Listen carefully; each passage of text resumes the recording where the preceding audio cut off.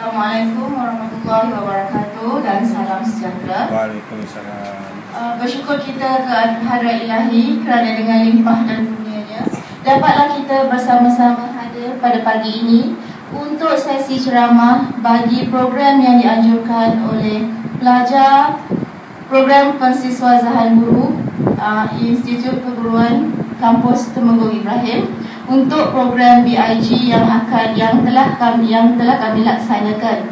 Jadi sebelum itu ribuan terima kasih diucapkan kepada semua rakan guru yang sudi meluangkan masa untuk menghadiri sesi ceramah pada pagi ini.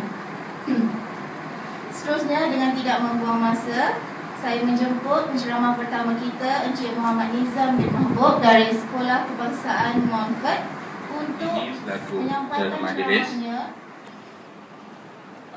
Cikgu-cikgu sekalian, hari ini saya akan sampaikan satu sesi ceramah yang diberi tajuk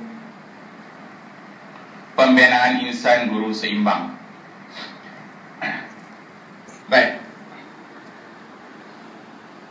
Pada dasarnya, menurut Imam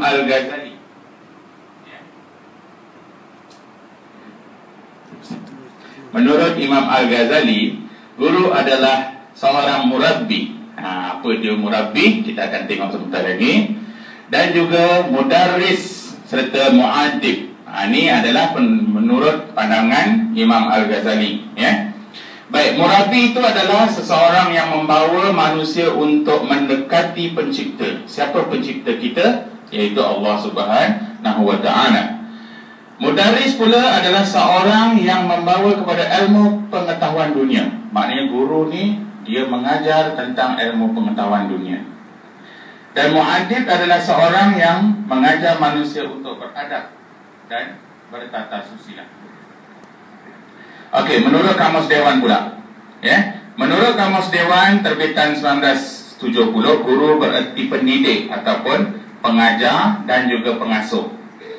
Jika kita huraikan dengan lebih mendalam lagi, pendidik bermaksud orang yang memelihara.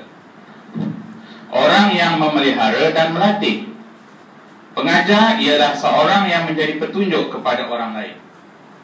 Manakala pengasuh memberi makna orang yang memelihara, menjaga dan mendidik. Okey, kita masuk kepada ciri-ciri sebagai seorang guru. Ciri yang pertama, untuk menjadi seorang guru, kita mesti mempunyai ciri-ciri pribadi yang mulia. Kemudian kita akan tengok nanti ciri-ciri mengajar dan ciri-ciri intelek. Okey, ciri pribadi seorang guru. Seorang guru itu mesti seorang yang bermatlamat. Kita nak jadi cikgu, kita mesti mempunyai matlamat. Dan juga seorang yang asyik dalam pekerjaannya.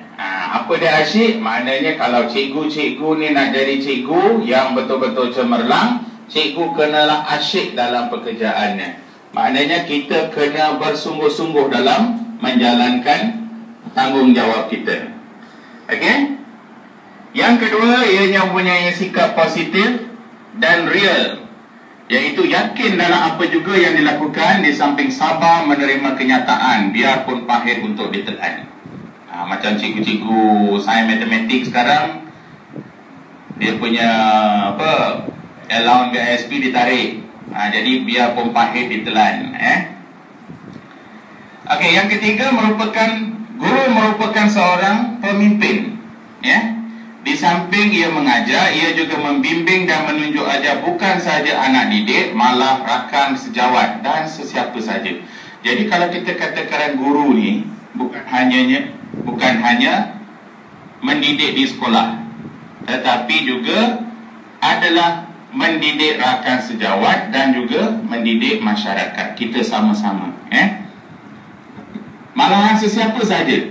Kalau awak pergi ke kedai, cikgu-cikgu pergi ke kedai, terutama kedai yang orang bukan berbangsa Melayu, kalau dia bercakap yang tak betul tu, biasanya seorang guru akan membetulkan apa yang orang kedai itu cakap. Encik Muhammad Nizam, atas ceramah yang diberikan tadi, dan diharap segala yang telah disampaikan tadi boleh dijadikan panduan kepada kita para guru semua, ya.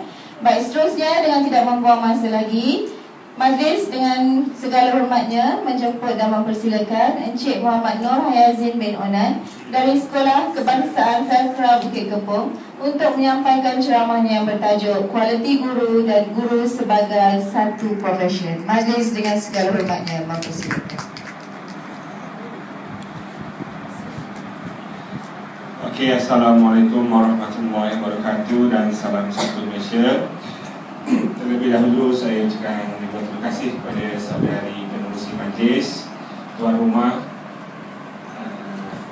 SMK Penghulu Saat. Okey, tajuk yang diberikan kepada saya ada dua, iaitu yang pertama ialah kualiti yang perlu ada pada seorang guru. Kalau kita lihat guru, biasanya setengah orang akan beranggapan profesi guru ni adalah sebagai satu profesi yang mudah. Bila Allah cikgu pergi mengajar, balik dah ada benda, kan? Tapi itu sesetengah orang berpendapat bahawa kerja sebagai guru ni adalah mudah. Tapi sebenarnya tidak. Anda semua pun sudah memasuki ke alam keguruan, jadi anda sendiri tahu macam mana susah senangnya menjadi seorang guru. Jadi kualiti yang perlu ada pada seorang guru yang akan dipandang oleh anak murid, oleh masyarakat, ada beberapa ciri. Antaranya, yang pertama adalah baik hati. Ini ciri yang perlu ada pada seorang guru. Sikap baik hati dan terima rasa seorang guru amat dihargai oleh murid-murid, kerana mereka akan belajar dalam suasana yang tenteram, yakin dan senang hati. Yang kedua, guru itu perlulah mesti ada satu sifat jenaka, ataupun boleh kita panggil dengan nama unsur-unsur kecindan. Biasanya lah murid-murid tidak suka pada guru-guru yang garang, bengis, tengok muka cikgu semacam je. Itulah nanti yang akan kita dapat gelaran-gelaran yang kita sendiri tak tahu. Contohnya, ada guru tu digelarkan sebagai harimau berantai. Biasanya murid-murid ini akan memberikan satu gelaran kepada guru apabila mereka tidak menyukai guru tersebut. Jadi sifat jenaka ni akan membawa suasana yang riang, gembira kepada murid-murid dalam bilik. Seorang guru yang mempunyai sifat sabar adalah guru yang boleh mengawal perasaan. Guru juga perlulah menjadi seorang pelakon yang hebat. Walaupun dia ada masalah peribadi dan sebagainya, dia tidak perlu tunjukkan masalah tersebut kepada orang di sekeliling dia. Jadi dia perlu sabar saja. Guru yang bersabar akan dapat menjalinkan perhubungan yang erat dengan muridnya. Sabar melayan karenah murid. Contohnya, kalau guru-guru di sekolah rendah, kadang kita rimas, kita lihat contohnya anak murid kita, cikgu hari ni hari apa? Cikgu hari ni berapa hari bulan? Kita beranggapan bahawa benda tu macam terlalu remeh, tapi itulah situasi yang kita perlu hadapi. Yang keempat adalah bertanggungjawab. Sifat bertanggungjawab akan sentiasa mendorong guru mementingkan tugas yang telah diamanahkan kepadanya. Guru ini akan sentiasa berusaha menjalankan tugasnya dengan sempurna. Ciri yang kelima adalah yakin. Di sini guru perlu yakin dalam membuat keputusan dalam segala tindak tanduknya. Guru yang mempunyai sifat yakin tidak akan merasa takut apabila perlu membuat sesuatu tindakan atau keputusan. Dan guru yang yakin ini akan disukai oleh muridnya, dan murid-murid akan lebih menghormati guru yang boleh mengambil tindakan dengan tegas.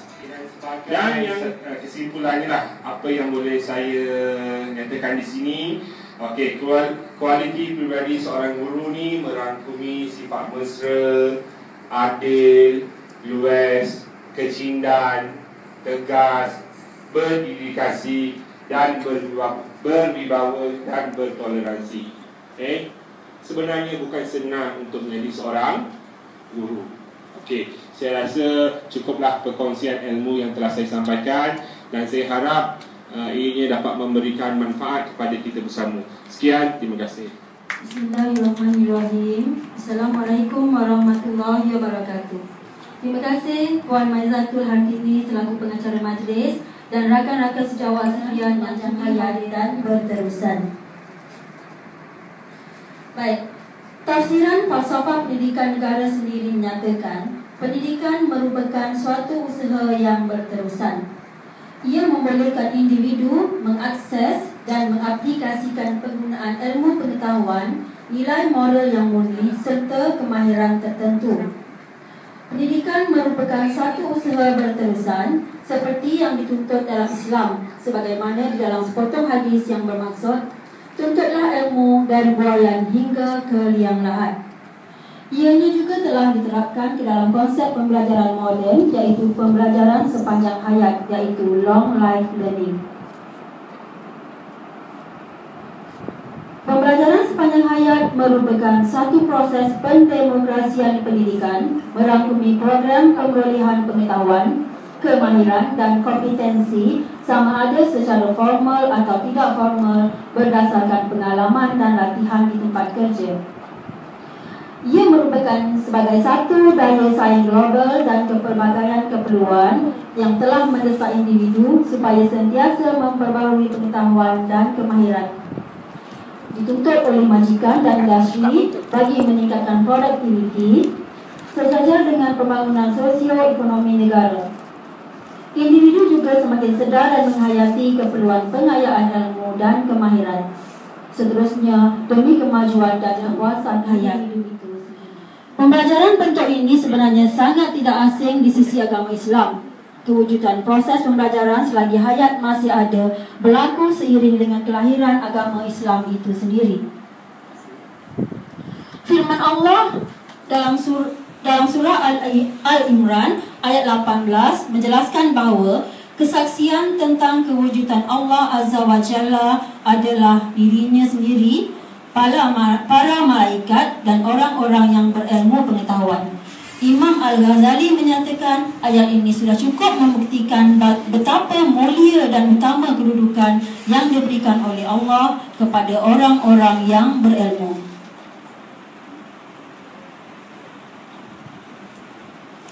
Di Jepun pula, persepsi mengenai pentingnya pembelajaran sepanjang hayat telah mewujudkan satu fenomena baru yang dikenali sebagai employability fever.